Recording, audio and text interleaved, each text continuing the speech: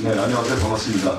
중구 성동을의 박성준 의원입니다. 국방위원회 함께 하게 돼서 영광을 생각하고 있고요. 오늘 여기 계신 분들은 군 경력이 상당한데 제가 볼 때는 군 경력이 제일 미천한 것 같습니다. 저는 6개월 파병을 했습니다. 군 경력은 미천하지만 제가 이 국방위원회에서 활동하라는 명령과 임무는 국민적 시각에서 국방을 바라보는 그렇게 접근을 해서 많은 일을 하라는 명령으로 제가 생각하고 열심히 하도록 하겠습니다. 최선을 다하겠습니다. 네, 중구성동구의 박성준 의원입니다. 정경도 국방부장님께 좀 여쭤보고 싶은데요.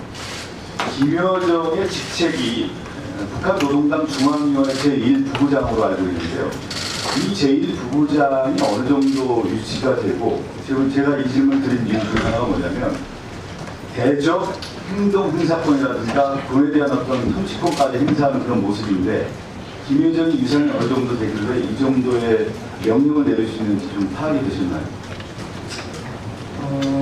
실질적인 이인자의 역할을 하고 있다 이렇게 보여지고, 군사 행동과 관련된 것은 총참모부에 넘기겠다라고 얘기했기 때문에 어떤 군사적인 전문 지식보다는 본인이 이인자로서의 그런 어떤 실질적인 역할을 하면서 임무 분담을 하고 있지 않나 그렇게 생각합니다.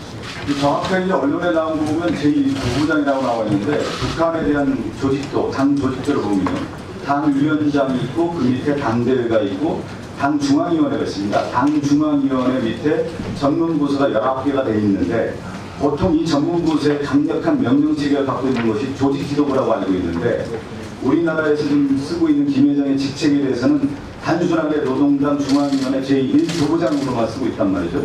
그 1부부장의 위상이 어느 부서에서 일하는지, 어떤 조직에서 이 김여정의 행동을 하고 있는지가 파악이 좀 정확하게 돼야 되지 않나 싶은데요. 어떻게 생각하시나요? 예, 정확하게 지적을 하셨고, 그런 어떤 정부의 조직 속에 그런 것들도 기본적으로는 지키면서 임무를 수행하겠지만,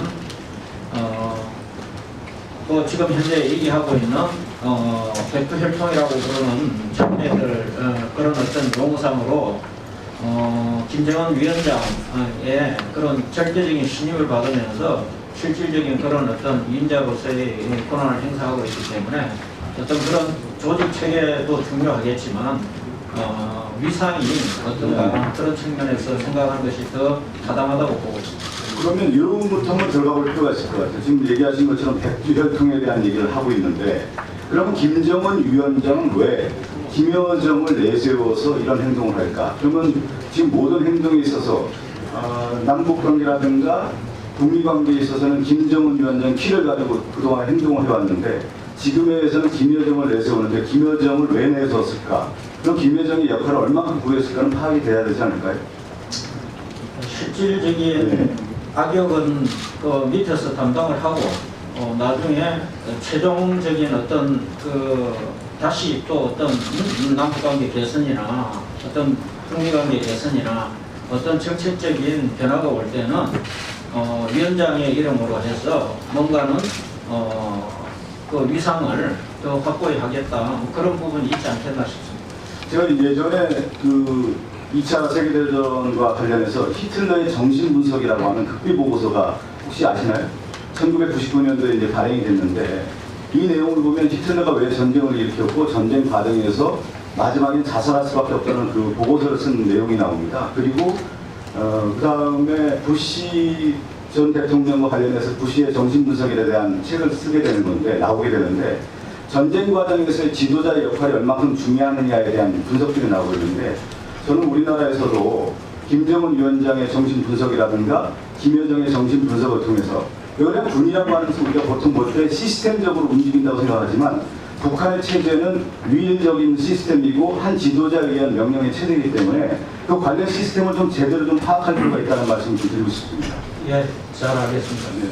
그리고 하나 더 좀 질문을 좀 드리고 싶은 내용 중에 하나가, 지금 개성공단이 2003년도에 되면서 북한군 전 배치에 대해서 철수를 하지 않았습니까? 네. 지금 철수를 하고 재배치를 한다라고 하는 얘기들이 나오고 있는데, 그럼 그 재배치의 군에 대한 2군단으로 지금 언론에서 계속 보고가 되고 있는데, 그럼 2003년도 당시에 2군단이 다시 2020년 이 시점에서 재배치가 되는 겁니까?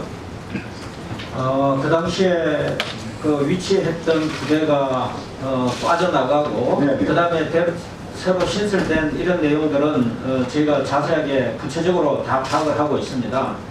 다만 지금 현재 시점에서 어떤 부대가 어떻게 들어올 건가 하는 것은 제가 이 자리에서 말씀드릴 수 있는 사안은 없고, 저희가 면밀하게 그 부분을 주시하고 있다 이렇게 봤습니다. 그러니까 북한 그 정확한 편제가 어떻게 되는지 좀 알 필요가 있을 것 같아요. 왜 그러냐면 개성공단이라는 금강산 반강주에서 철수했던 군대가 왜 그 당시 철수했는지 그 명분이 분명히 있었는데, 다시 재배치하려고 하면 그들의 역할이 뭐고 그 편제상이 무엇이 문제인지를 정확하게 좀 보도해 줄 필요가 있을 것 같습니다. 왜 그러냐면 국민들 입장에서는 아니, 북한의 군이 이렇게 물러났다 다시 들어왔다고 하는데 어느 부대가 왔고 그 역할이 무엇인지에 대해서는 좀 알 필요가 있을까 하니까 알 권리 차원에서 좀 정확하게 얘기할 필요가 있다고 생각됩니다. 그러니까 그 당시에 빠져나간 부대들이 보면은 뭐 전차 부대도 있었고, 또 포 부대도 있었고, 일반 병력을 유지하는 부대도 있었습니다.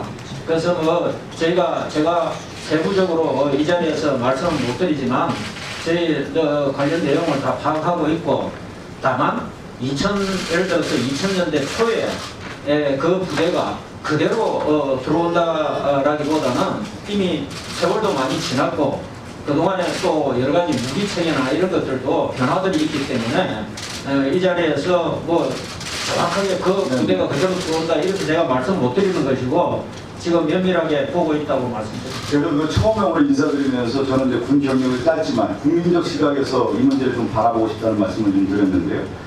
처음에 말씀드린 것처럼 김여정의 행동에 대한 어떤 내용들, 언론 보도가 나오고 있고 군 재배치에 대한 내용들이 계속 연이어 나오는데, 용어의 혼란이라든가 또 군에서 나오는 어떤 얘기들에 대한 것들은 좀 정확한 보도가 필요가 있을 것 같아서 장관 입장에서 이것을 좀 정리해 줄 필요가 있다는 생각이 좀 듭니다. 예, 잘 알겠습니다. 네, 이상입니다.